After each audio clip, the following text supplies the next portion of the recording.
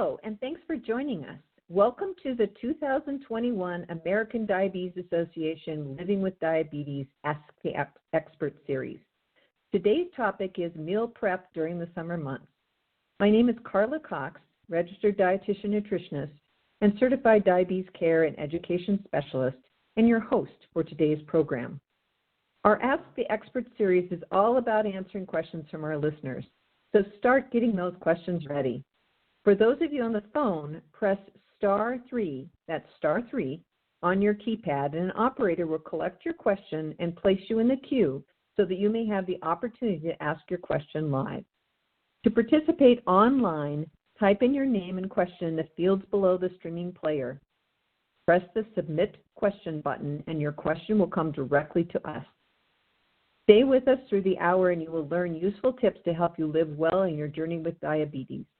In addition, we invite you to provide us with your feedback in our 5-question survey at the end of the event.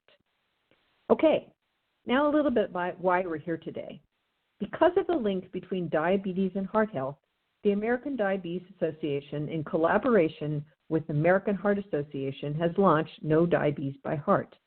With support from founding sponsors, the Boehringer Ingelheim and Eli Lilly and Company Diabetes Alliance, and Novo Nordisk, as well as national sponsors Sanofi, AstraZeneca, and Bayer, the No Diabetes by Heart initiative provides tools and resources for people living with type 2 diabetes to learn how to reduce their risk of cardiovascular disease. As part of the initiative, the ADA is holding this free educational Q&A once a month. We'll cover information and tips to help you take charge of your health. The health and safety of those we serve at the American Diabetes Association is always our top priority. COVID-19 continues to be a public health threat. In general, people with diabetes who get COVID face greater challenges with maintaining glucose within target range. And if glucose levels have been elevated over time, they also have an increased risk of complications when dealing with viral infections, and that is also true of COVID-19. We encourage persons with diabetes to get vaccinated, and if you have any questions about the vaccination, please talk with your healthcare provider. Fully vaccinated people can resume activities without wearing a mask or physically distancing, except where required by federal, state, local, tribal, or territorial law, rules, and regulations, including local businesses and workplace guidelines. The ADA encourages people with diabetes to follow the guidance of the CDC and to contact your medical provider if you suspect that you are showing signs or have been exposed to COVID-19. For our most up-to-date information, please visit our website at diabetes.org/coronavirus or call 1-800-DIABETES, which is 1-800-342-2383. Like many of you, we are still practicing social distancing, and we are proud to present this month's Q&A from our own homes. And now I'm happy to introduce Kim Rose as our expert today. Kim is a Florida-based registered dietitian nutritionist who specializes in diabetes and general health and wellness concerns for underserved populations. Her inclusive approach and philosophy revolve around making nutrition easy and attainable. Kim does this by addressing common and complex food and wellness topics for the general public. Kim has a decade of professional experience and dedicates her time counseling clients in her private practice. Hello, everyone. Thank you so much for that introduction, Carla. I am so happy and excited to be here today to answer all your questions. Thank you, Kim. As we're waiting for our callers and online listeners to chime in, I'm going to go ahead and kick off with the first question. Why is it important to consider including fresh fruit and vegetables into our diets? And why is summer such a great time for this opportunity? So fresh fruits and vegetables contain a plethora of different vitamins and minerals. And it's important that our bodies get these vitamins and minerals because we can't get them from the foods that we eat. For instance, I live in Florida, and everywhere around me is citrus. Citrus is high in vitamin C that is needed for our skin and our immune system, and vitamin C is just one of those vitamins that our bodies cannot make. So it's important that we not only get citrus, but the other vitamins and minerals found in different fruits and vegetables. Summer is really an opportune time to take advantage of the different fruits and vegetables around us because, number one, they pack more flavor. Number two, it's more cost effective. And number three, it allows for more variety. So you can really break up the monotony of eating the same fruits and same vegetables over and over again by taking advantage of what is available during the summer season. Thank you. If you're just joining us, welcome to today's Ask the Experts Q&A. We're going to discuss the relationship between diabetes and eating healthfully and how to lower your risk and treatment for heart disease. As a reminder for those on the phone, press *3 on your keypad. That's *3, and an operator will collect your question and place you in the queue so that you may have the opportunity to ask your question live. To participate online, type in your name and question in the fields below the streaming player. Press the Submit Question button, and your question will come directly to us. Remember, today's topic is meal prep for the summer months. So let's remember to focus on that topic for today's event when asking questions. Now, let's take the first question. We're going to go to Ann from Nebraska. Ann, you're on the line. Yes, I'm here. I'm here. And what is your question, please? Yes, the best breakfast to get you started for the day. What is suggested, like fruit, I understand, but what about eggs and toast and things like that? What is considered a good breakfast to keep you active and not hungry? It seems like by 10 o'clock I'm always hungry again. That is a great question, Anne. And to be honest with you, I'm very excited to answer that question because it is a frequently asked question that I get a lot as a diabetes educator. So what I like to tell people, generally speaking, when you eat breakfast, you're breaking your fast. It's the most important meal of the day. I'm pretty sure we have all heard that saying. So our breakfast should be composed of a protein, a carbohydrate, and also a healthy fat. So for instance, protein options for breakfast could include eggs, as you mentioned, whether that's scrambled or over easy eggs or boiled eggs. Other protein options could include low-fat turkey bacon or even some shredded chicken. Moving right along to the carbohydrate sources, carbohydrates include fruits, and they also include whole wheat bread, for instance, and also some dairy products. And also for the healthy fat, I like to throw in there an avocado or some nuts. So to give you more of a visual, something that I did for breakfast this morning, I had an omelet, and inside of my omelet, I had spinach in there. So that is my protein. And then on the side, I had an apple, which is my carbohydrate, and then I also had a healthy fat in the form of an avocado. So with breakfast, we want to make sure that we're eating something substantial. So when that 10 o'clock hour arises, our blood sugars aren't dipping, and we're also making sure that we're staying nutrient rich and that we have the energy that we need to get us through the morning.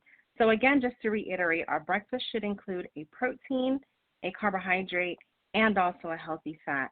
And if you're feeling extra like I was this morning, throw in a handful of non-starchy vegetables such as spinach or tomatoes. Great. You know, another thing I think we forget about is we can also eat leftovers for breakfast.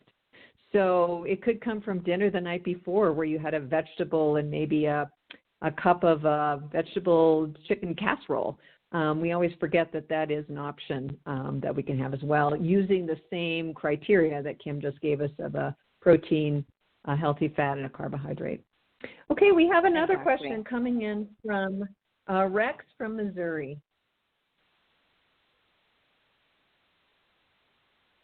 Rex, are you with us? Yes, I'm here. Thank you for taking a phone call. I asked you. My mom's blood sugar is down really low, so she set up with sweets to get it back up. Is that okay? So clarifying, when her blood sugar is low? Her blood sugar is low, like 50 or 40.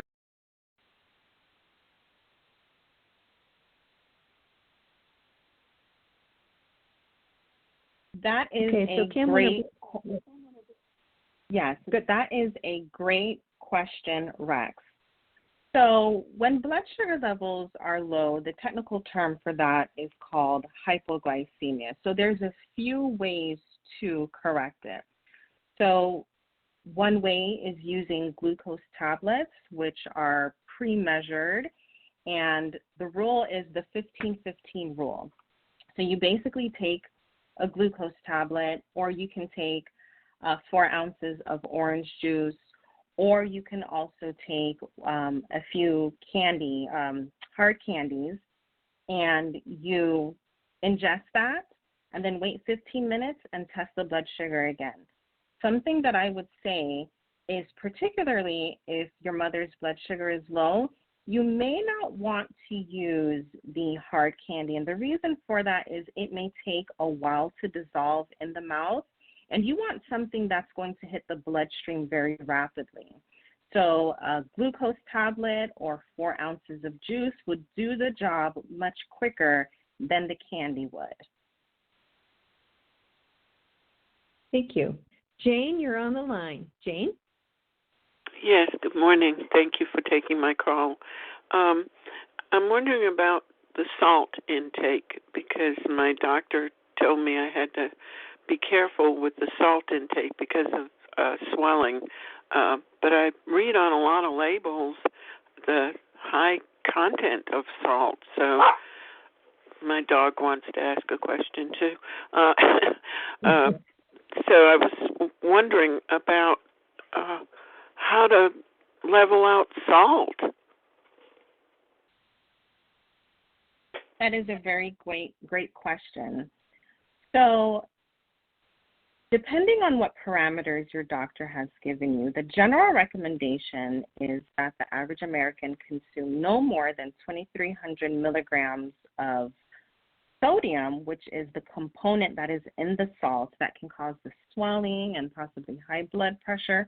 And to give you a visual of that, 2,300 milligrams is 1 teaspoon of salt, which is not a lot at all. So something that I can recommend to definitely get a handle on that is, number one, start with your grocery list. For instance, examine the foods that you have on there. Are you buying foods that are considered to be fresh meats, or foods that are more highly processed, such as hot dogs and salami? Another thing as well is try to increase your intake of fruits and vegetables, which are naturally lower in salt. If you are buying canned foods, I live in Florida, so it's hurricane season, so I'm currently in the process of stocking up on my canned stuff, making sure that it's marked on the container that says low sodium, and making sure that you're paying attention to the serving size. Another thing as well is to examine if you buy any breads. Certain breads can have a little extra sodium in it because certain cheese is added to it. And cheese is one of those foods that a lot of people don't realize can add up in regards to the amount of salt and sodium that they contain. So something that I would really encourage you to do is to really go back to the basics. Go back to buying more fresh fruits and vegetables. Go back to buying more fresh meat instead of the processed items that we see so readily available. And if you do have to buy canned fruits or canned vegetables more particularly, making sure when you open that can that you rinse all the extra sodium from there so it's not going into your diet. Thank you. Great advice. Hey, Michael from Los Angeles, California. Michael. Hi. Do you hear me? Yes. Yes. You there? Okay. Yes, my quick question was, and I was looking at this whole thing about summer cooking and fruits and vegetables, but we get this list from our doctor that says, oh, this is high in or high in the glycemic index. And we get pigeonholed into a couple of berries and whatnot. Can a diabetic really enjoy summer fruits, or what's the deal with that? Oh, this is a wonderful question. So the first thing that I want us to realize is that there is no such thing as a bad food. Food does not have the moral capability to choose between right and wrong. And I want us to realize that, because when we start putting food into certain categories, such as this is a bad food and this is a good food, then everything ends up tasting like cardboard and sadness. So what I really would encourage you all to do, because we have to remember, fruits have vitamins and minerals in them, and they also have fiber. And fiber can really help to slow down how quickly our blood sugars spike. So something that I would really encourage you to do is not to cut out anything in your diet unless you have a legitimate food sensitivity or food allergy, but rather know your portion sizes. For instance, watermelon is in season. I'm in Florida and I'm seeing all the watermelon trucks on the side of the road. But really, knowledge is power. 3/4 cup of a watermelon is considered to be a serving. 1/2 cup of a mango, which I grow in my backyard, is considered to be a serving. 1 entire apple is considered to be a serving. So something that I would say, yes, the glycemic index may be an area to start. Research on the glycemic index is not definitive at this time, but really don't be afraid to include fruits and vegetables into your diet. And one thing that you can definitely look forward to if you're afraid to include them is if you go ahead and you pair your fruit with a meal, that can really help to slow down how quickly your blood sugar spikes. Because if you pair it with a protein or with a healthy fat, that can help to slow down how quickly that particular fruit spikes your blood sugar levels. No, that's good. Another way to tell, because glycemic index is really variable from person to person. So another way to check and see if something is really impacting your blood sugar is check before you eat and then 2 hours later. Mm-hmm. And you can see if that's different, like if it's a banana is different than blueberries, for example. For you, that may not be a good thing, and for someone else, they may be able to have it. So doing a pre-post is really helpful. Kind of along the same lines of asking about specific fruits is the question coming in from Anne from Washington State. Anne. Yes, thank you for taking my call, and thank you for having these things.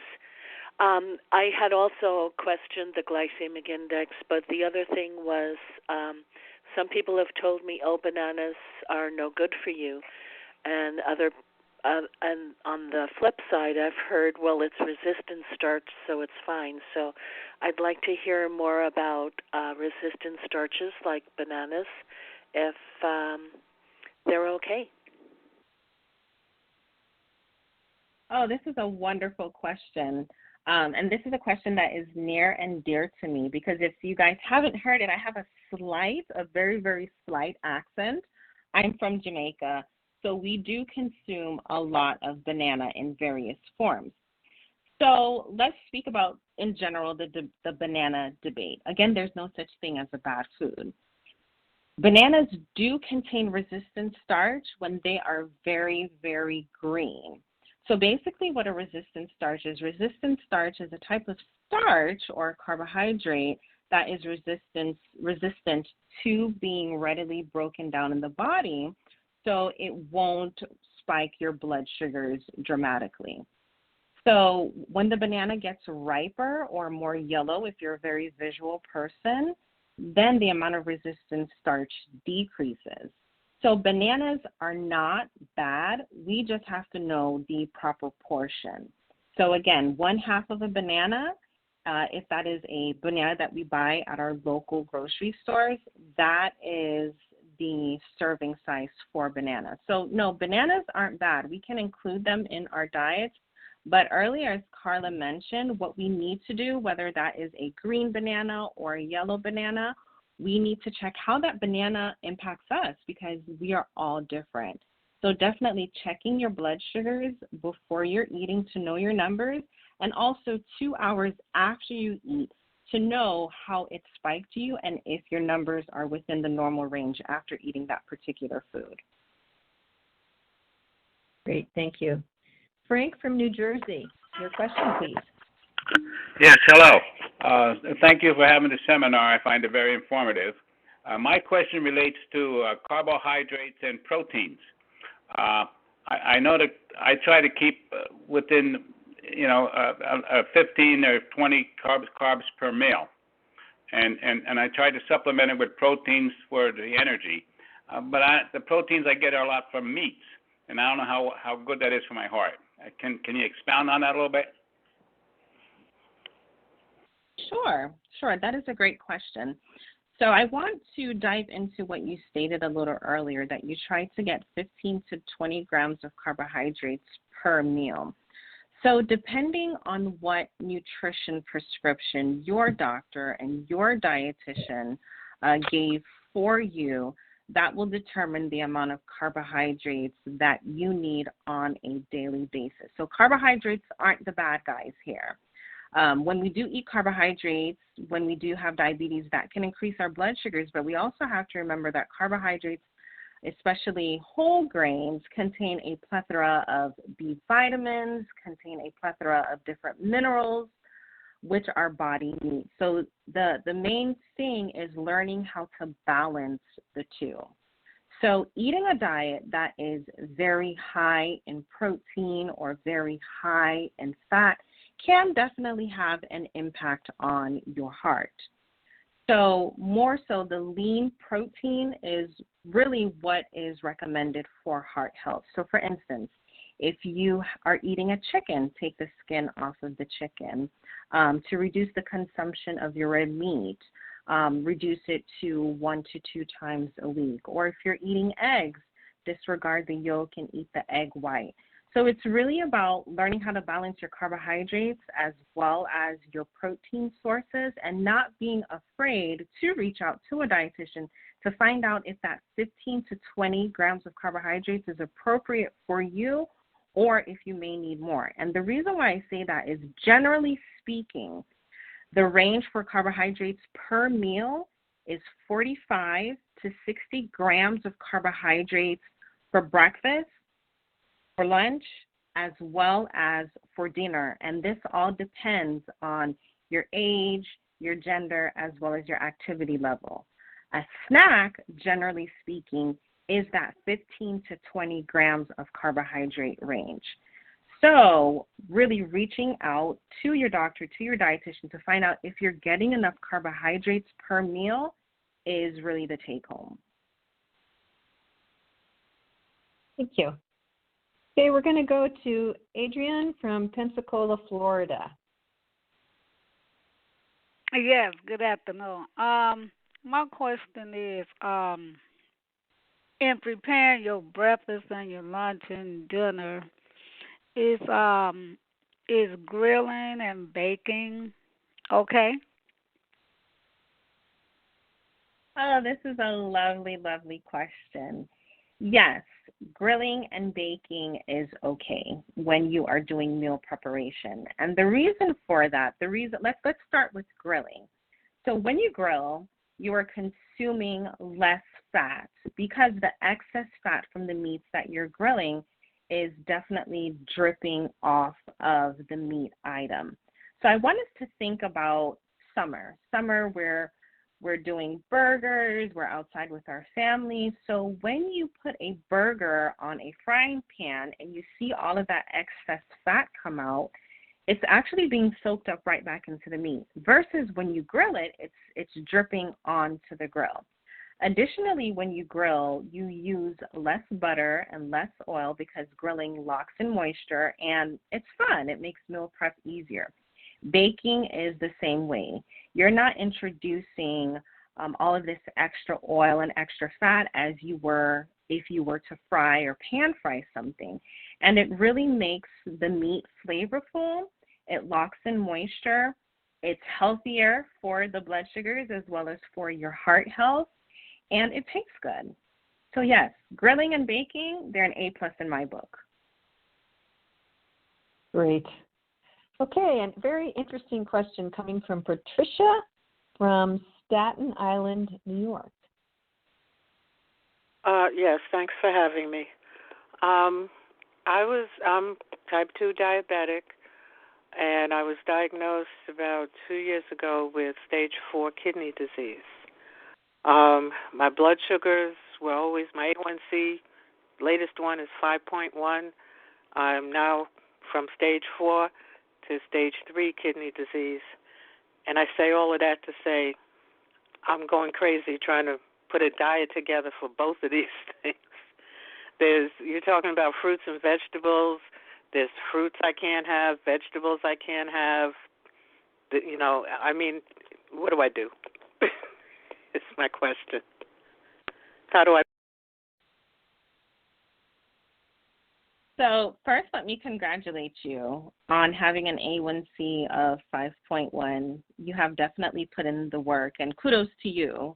If I had some confetti, I would pop the confetti, but we can't see one another, so I definitely want to give you kudos to that. Additionally, the fact that you went from kidney disease stage 4 back to stage 3 shows as well that you're doing something right.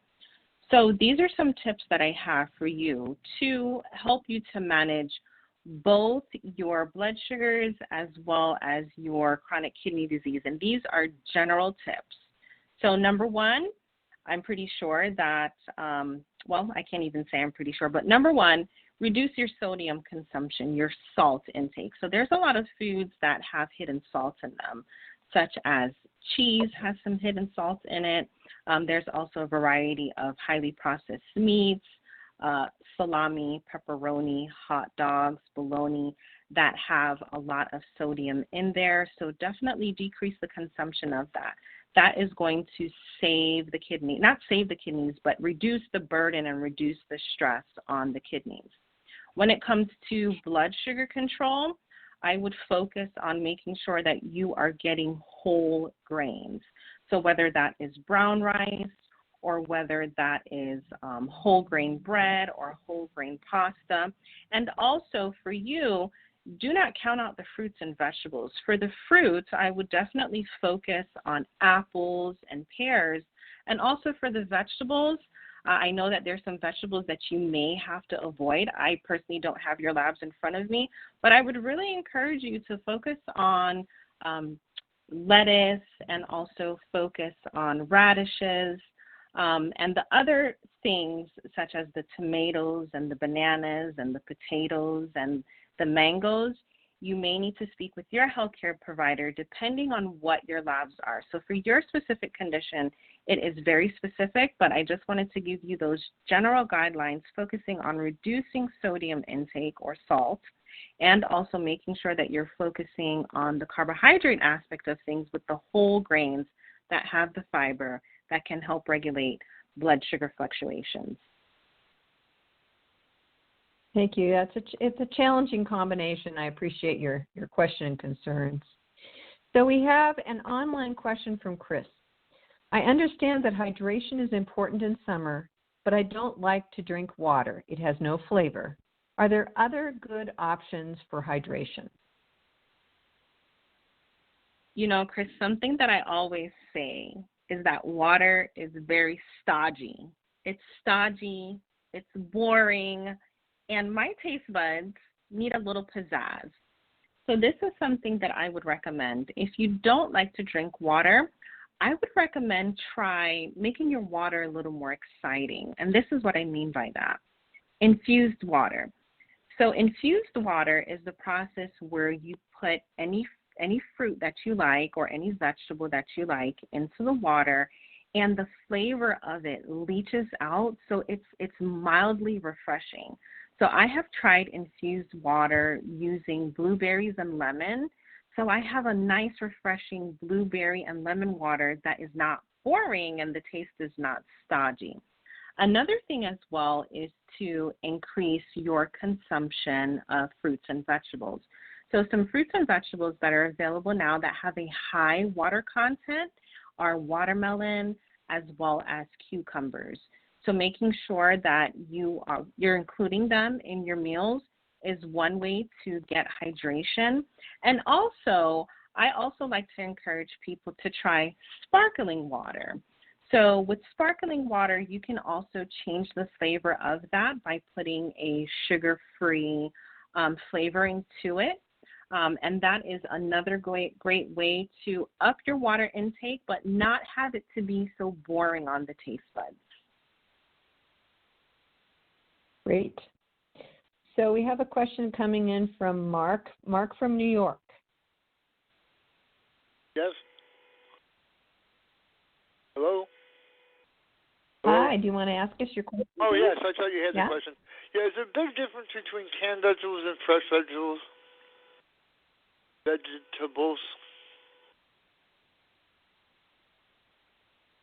This is a great question, and thank you for asking that. It's a very popular question as well. So canned vegetables and fresh vegetables, there can be a big difference depending on what you are looking for. So both, let's look at the similarities first. So both canned vegetables and fresh vegetables contain nutrients in them, and the nutrients are needed for our bodies. Both of them also last much longer than fresh vegetables. The main difference is one is frozen and one is canned. And also, the canned ones tend to last a little longer, even though both of them have an expiration date. So something that I like to tell people is I don't want you to focus on if an item is organic or not organic or fresh or frozen or canned. I want you instead to figure out what is the most cost-effective thing in your budget to do. So instead of not eating any fruits and vegetables, if you can only afford canned vegetables and canned fruits, then hey, that's A-okay. Let's go for it because you're going to be getting the nutrients from it. If you can do fresh, then hey, that's A-okay because you're going to be getting the nutrients from it. So generally speaking, no, there's not much of a difference. The main focus for individuals that do have high blood sugars, diabetes, and also want to promote heart health is to make sure that they are consuming some fruits as well as vegetables. One thing I would say with the canned vegetables, though, is you need to definitely watch your sodium intake, and the best way to reduce the amount of sodium that is found in canned vegetables that's used as a preservative is after you open that can, open up the tap from your water in your kitchen and rinse it in a colander to get rid of that excess sodium. Great, thank you. We have a question coming in from Susan from Los Angeles. Hello, can you hear me? Yes. Yeah.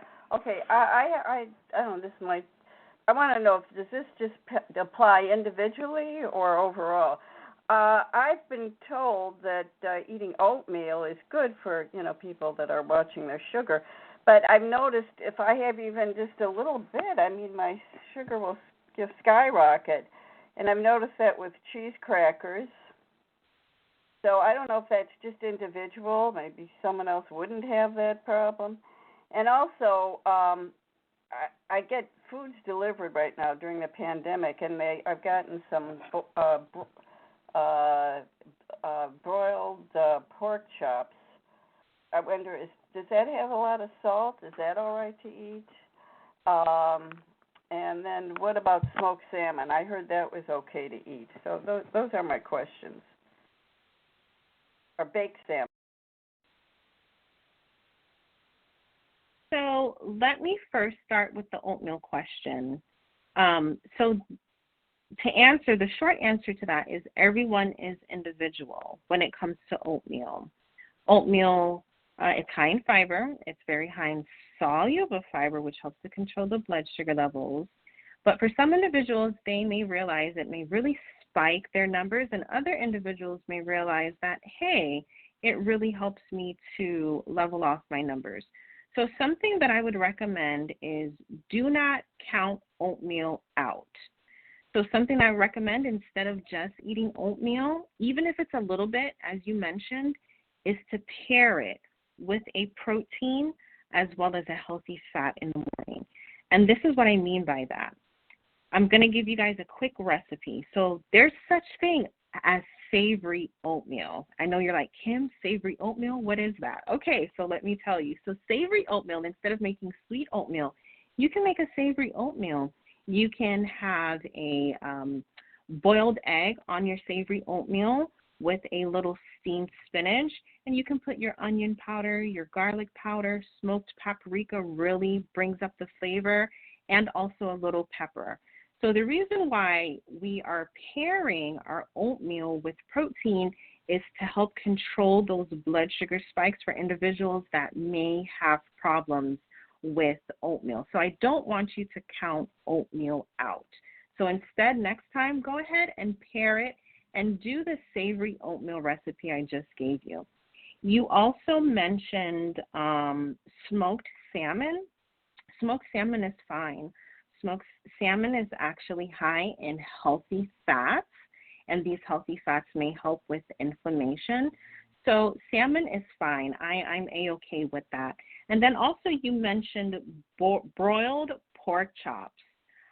You have it delivered to you. So I'm not necessarily sure if the pork chops are pre-made or if they're raw. But one thing I would definitely do is to go ahead and look at the back of the package, look at the nutrition facts label, look at the serving size. Is it 1 pork chop? Is it 2 pork chops? And look at the amount of sodium. So when we're looking at the amount of sodium, I want us to look at the percent daily value because, again, everything is based out of a 2,000 calorie diet. So if you see that that number is a little elevated, if that number is 250 milligrams or more per serving, then you may want to cut back your serving portion of the pork chop. So again, the pork chop isn't bad. Foods are not bad. What we need to know is the appropriate serving size and also ways that we can include foods that we like that do not have a high amount of salt in them. So I hope that answered your question. Thank you. So listeners, are you familiar with the Diabetes Self-Management Education Program? Diabetes education programs provide services that focus on your concerns about diabetes and will empower you with the knowledge and skills to manage. And they link you to support resources in your community. You can find an ADA-approved program in your area by clicking on the Find a Program link on our webpage, diabetes.org/experts. You can also call 1-800-DIABETES. That's 1-800-342-2383 to ask a member of our call center with assistance in identifying a program near you. Many diabetes education programs require a referral from a healthcare provider so that you get insurance or Medicare coverage. So start by asking your healthcare team. I will also say that many of the local public health programs and also hospitals may have a education program, and you can call them and ask them where they would refer you to. Okay, let's go to another question. So here's a question going back to summer fruits coming out of Callie from Plantation, Florida. Hi. Thank you. Can you hear me? Yes. Thank you for taking my call. This has been so helpful for me. Number one, yes, I do have those questions because like this morning, I had blueberries, a cup of blueberries, and half a cup of dry oatmeal, with water and everything, and I had 2 ounces of protein. And then I find that with summer fruits, not so much the blueberries, they're not bad, but if I eat some mango, that's a problem. And I just heard you say a few minutes ago that a half a cup is a serving. I think I'm eating too much. And I feel like I need more education because I heard you say that, and I'm not eating a half a cup of mango. I'm eating a cup of mango. So my question kind of got answered there. So I'm eating too much. But I just find overall that when I eat summer fruits, and I wear a Dexcom, and so then my numbers, I just feel like a wave in the water because the numbers are up and down and up and down, and the same thing with like watermelon, papaya, things like that. So that was my question, and I think what I need to do is I need to find out portions for summer fruits for me. So I was trying to write down where you said I can get more information, but I don't think I got it. I don't think I have the information that I need to know to get more help. I need more help with my portions. That's what I need. Okay. Carla, I'm going to ask you to repeat the entire question. I'm in the middle of a tropical storm and my line cut off, and I just jumped back on. Okay. So the question is, the caller is interested in learning more about portions because her glucose goes up quite a bit when she eats fruit, but it sounds like she's already identified that the problem is her portions are high. So I'm going to reread the number where you can call and get more information about a diabetes education program for you, and that is 1-800-DIABETES, or also 1-800-342-2383. So that would link you, they can link you to a diabetes education program near you. And I think what you need is a dietitian that will work with you individually. So that's what I would look for, and they could help you with portions and seeing the outcomes of your blood sugars. And it's great you have a Dexcom because that really tells you a lot in a hurry. But I think basically that covers her question. So let's go to another one. Judy from High Point, North Carolina. Hi. Hello. Hello. Hi. The lady way first beginning, she answered a question about the diabetes and kidney. I'm excellent on my A1C and diabetes, but it seems like the kidneys are going down, and I have no idea why that's doing that. The doctor don't seem to know why, but he just give me medication he said to protect my kidneys. But the thing about it is he didn't give me anything about diet. So just regular foods, and I only eat real food. I don't go and get any processed meats whatsoever. Everything is store-bought that's not processed. So I don't know. I'm at a loss on where to start. Thank you. Thank you for that question. And I can imagine that being lost is no fun, of course. So the thing that you would need to do is, as Carla mentioned earlier, definitely ask your doctor for a referral to see a dietitian so that they can deep dive into your diet to find out the foods that may necessarily be causing this deterioration of your kidneys. Of course, as we age, the deterioration of our kidneys is a natural process, but you need someone that's going to be able to dive a little deeper, especially seeing that you stated that you only eat natural foods. So they will be able to help you closely examine your intake of the different foods as well as your beverages to see what needs modification. Great. Thank you so much. Another question coming in, and I think you've answered this before, but this is online, and let's just reiterate. Do people with diabetes need to limit their fruits? This is a great question.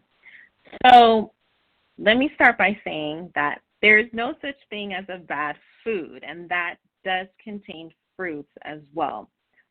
You don't need to limit your fruits, and by limit I mean saying to yourself that you cannot eat a mango, you cannot have a slice of a pineapple, you cannot have grapes or cherries.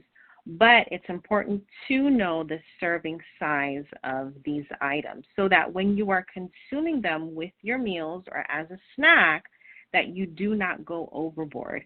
For instance, the serving size for grapes is 17 grapes.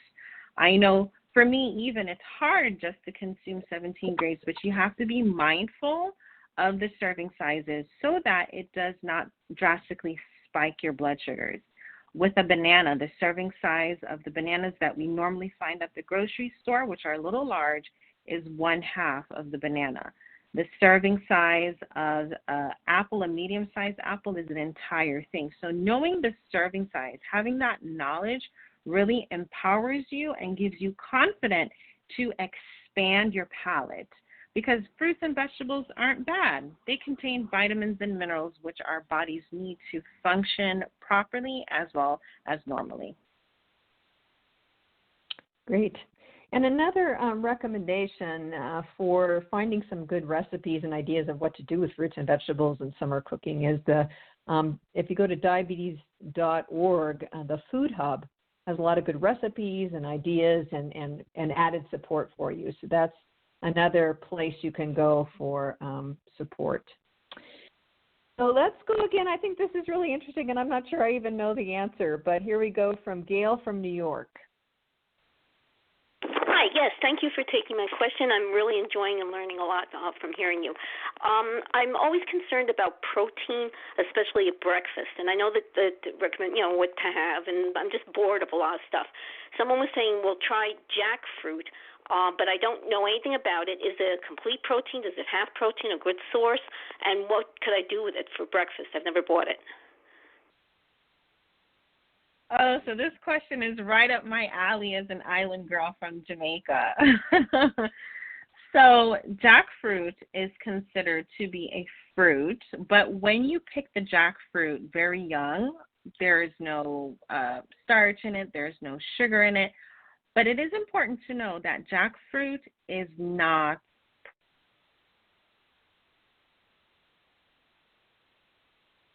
Oh dear, did we lose her?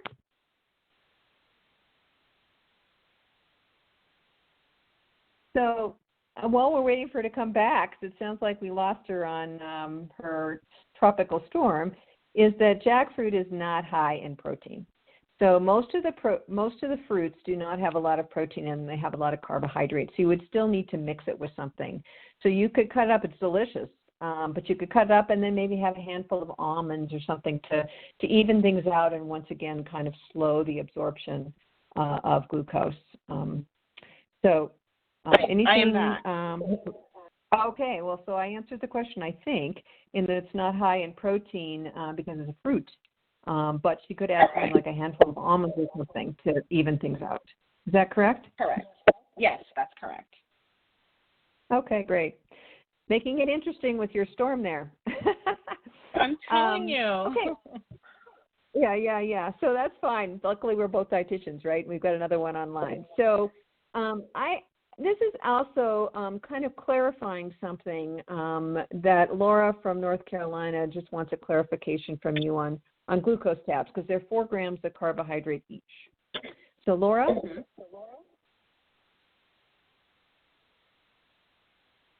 Laura from North Carolina, you're on the line. Yes, I just needed clarification. You had said earlier to take 1 if someone's having a hypoglycemic event, but I normally take 3 to 4 to feel better quickly because I feel so bad. What do you recommend? I thought 1 was too low. Yes, you're absolutely correct. So definitely when you look at the back of the glucose tabs, it tells you to take 3 or 4 depending on the manufacturer. So yes, 1 tab is definitely too low to correct a hypoglycemic event because you want to adhere to the 15-15 rule. So taking 3 to 4 has 15 grams of carbohydrates in them, which is going to help bring that blood sugar levels up. So you're absolutely correct.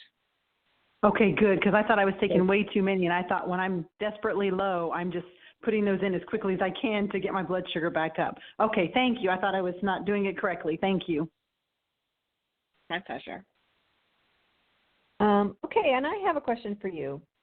What is the heart healthy advantage of including fresh fruits and vegetables in your daily diet? Sure. So one of the most important heart healthy advantages is that fruits and vegetables contain fiber.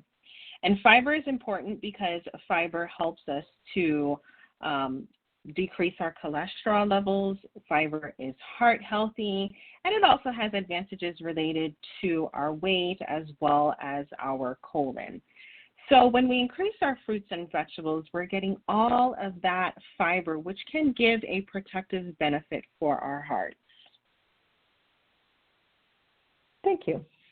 Also, another support for those of you that need further information and would like support throughout the year is there's one you might want to check out.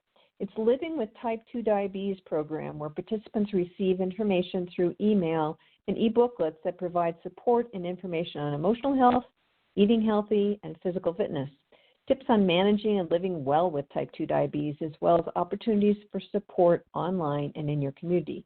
The link to sign up is on our registration page, diabetes.org/experts. Okay, another question is coming from Annette from Scott Plains, New Jersey. Hi, I would like to know, what does A1C mean? I don't know what that means in reference to diabetes. I'm a new diabetic. My doctor put me on metformin 500 milligrams just once a day because my blood sugar was like 6.2. So in 2020, several months after that, my weight went from 175 to 148, so he took me off of metformin. So a worker from CVS called me and wanted to know why did the doctor take me off of metformin. I told her because I had lost weight and I went down to 148 pounds. So I guess the pharmacist called my doctor to put me back on metformin. So why would that happen? So the A1C, can you hear me? Yes. Okay, perfect, great. So the A1C is a 3 to 6 month indicator that tells us how well your blood sugars have been managed. So the A1C number can fluctuate. It can go up and it can go down. So the higher your A1C is, shows the doctor, and it can also show the pharmacist that your blood sugar numbers were a bit elevated.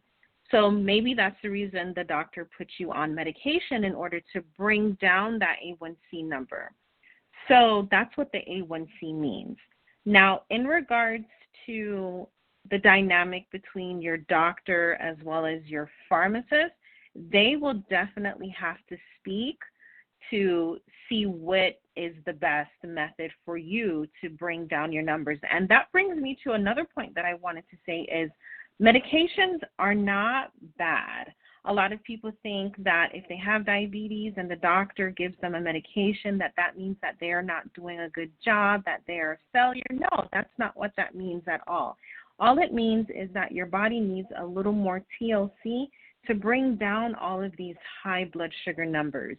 Because when the blood sugar numbers are chronically or consistently elevated, then this can impact the heart, it can impact the eyes, and also the other organs of the body.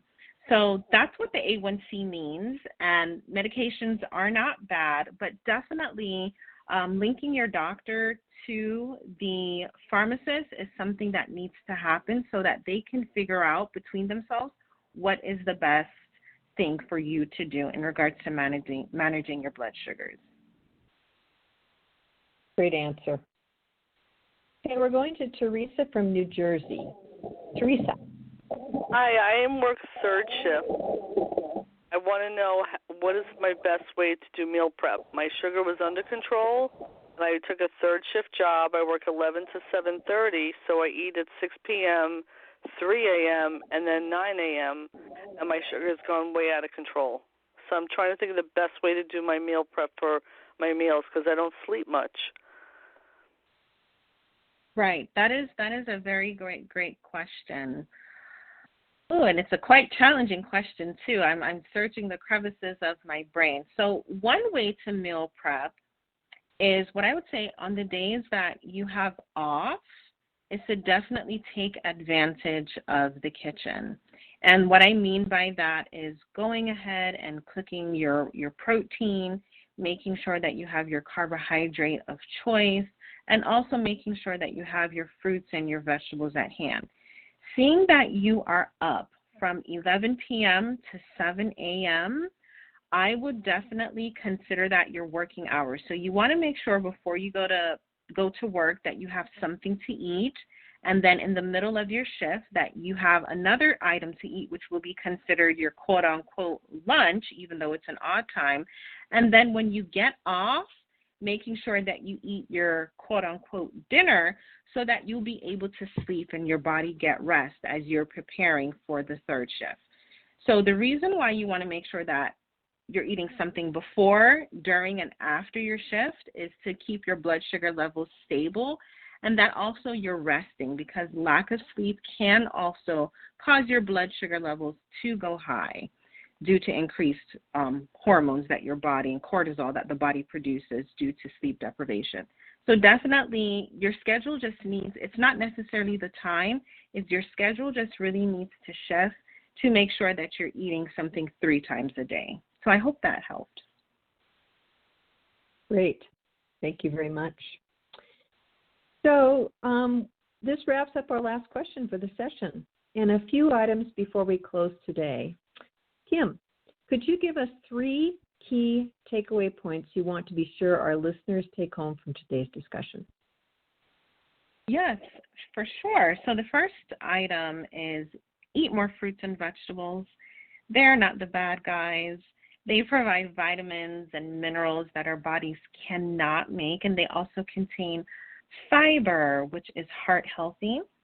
The second item is to take advantage of summer produce, and summer produce is so important. Right now, cherries are in season, the berries are in season, beets are in season, so definitely take advantage of that to give your palate more excitement as well as your body more nutrients. And finally, seeing that it's hot outside, remember to stay hydrated. Hydration is important because when we don't consume enough water or other beverages that hydrate us, this can cause our blood sugar levels to go high. So making sure that if we don't like water, that we're doing some type of sparkling water or infused water to make sure that we're hydrated. Thank you. Great tips. Consider staying online or on the phone to complete a short 5-question survey. We want to hear from all of you and hope you will take a few minutes to provide us with your useful feedback. To help you feel confident about your ability to manage your diabetes and heart health, we encourage you and your loved ones to talk to your doctor and dietitian about your risk, go to knowdiabetesbyheart.org and learn more, register for the next event at diabetes.org/experts, sign up for diabetes education near you, and sign up for ADA's free Living with Type 2 Diabetes program. Links to these resources can be found on our registration webpage, diabetes.org/experts. There's lots of support available for you. Thank you all for the great questions you called and wrote in with.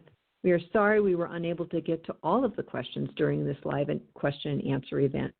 If you have questions about this event, you are welcome to contact us at AskADA, so AskADA at diabetes.org, or by calling 1-800-DIABETES, which is 1-800-342-2383. Thriving with diabetes takes a village, and we're here to support you. Special thanks to our expert, Kim Rose.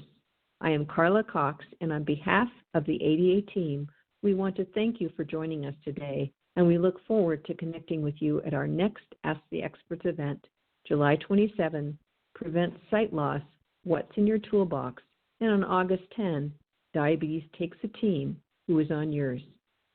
I will now turn it over to the survey portion to close out our program. Best wishes for good health.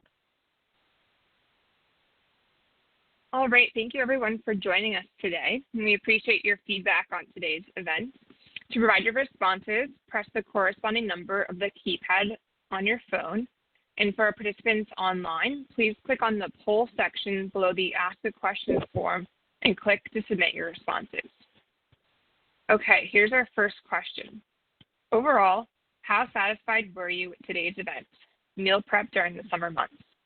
Use a scale from 1 to 5, with 1 being not at all satisfied and 5 being very satisfied. And I'll repeat that again for you. Overall, how satisfied were you with today's event? Meal prep during the summer months. Use a scale from 1 to 5, with 1 being not at all satisfied and 5 being very satisfied. And while we take a moment for the next question to come up, I'd like to draw your attention to a resource the ADA has for diabetes-friendly recipes called the Diabetes Food Hub, Carla mentioned earlier. You can go to diabetesfoodhub.org. Again, that's diabetesfoodhub.org to find and search for recipes to try, learn more about nutrition and diabetes, and to sign up for our newsletter to receive regular recipes to your email inbox. This resource will provide regular tips and help you manage your diabetes with food. Again, the website is diabetesfoodhub.org. Okay, on to question 2. Eating vegetables and fruit daily is part of a healthy diet to lower your risk of heart disease and high blood pressure. Press 1 for true or press 2 for false.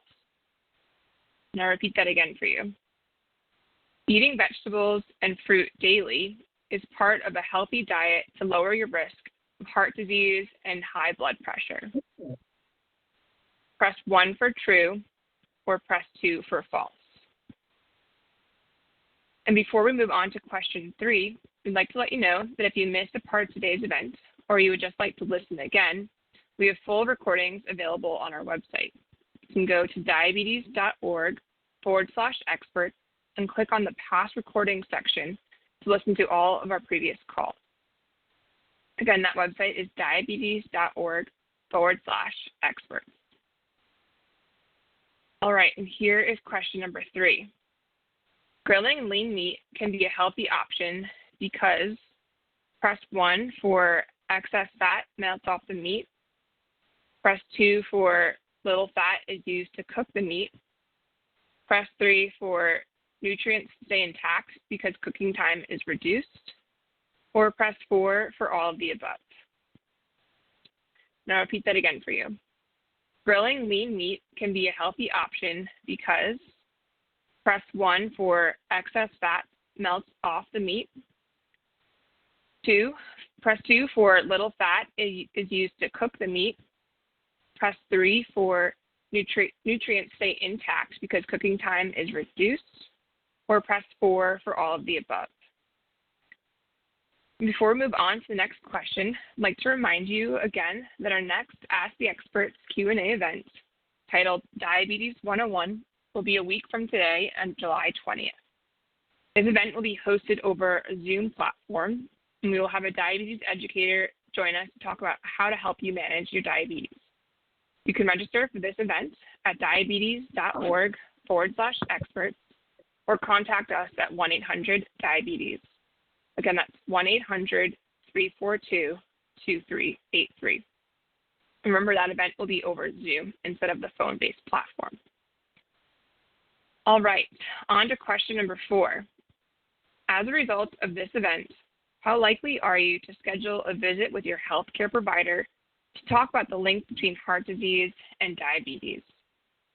Press 1 for not likely, press 2 for somewhat likely, or press 3 for very likely. And I'll repeat that again for you. As a result of this event, how likely are you to schedule a visit with your healthcare provider to talk about the link between heart disease and diabetes? Press 1 for not likely, press 2 for somewhat likely, or press 3 for very likely. And while we await the final question, remember that a diabetes self-management education and support program referenced earlier will help you focus on your concerns about diabetes. This program will help you empower you with the knowledge and skills to help you manage your diabetes. You can find a link to an ADA-recognized diabetes education program at the bottom of our Ask the Experts webpage, which again is diabetes.org/experts, or you can speak to a member of our call center at 1-800-DIABETES.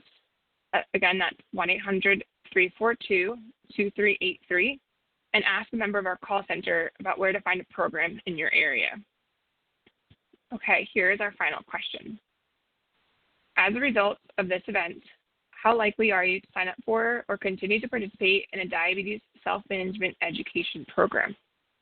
Remember, diabetes education programs usually require a referral from a healthcare provider. Press 1 for not likely, press 2 for somewhat likely, or press 3 for very likely. And I'll repeat that again for you. As a result of this event, how likely are you to sign up for or continue to participate in a diabetes self-management education program? Remember, diabetes education programs usually require a referral from a healthcare provider. Press 1 for not likely, press 2 for somewhat likely, or press 3 for very likely. All right, thank you for staying with us and providing your feedback on today's event. We offer many thanks to our guest expert, Kim, as well as our support vendors and sponsors of the No Diabetes by Heart collaboration. This concludes today's program in the Ask the Experts Q&A series.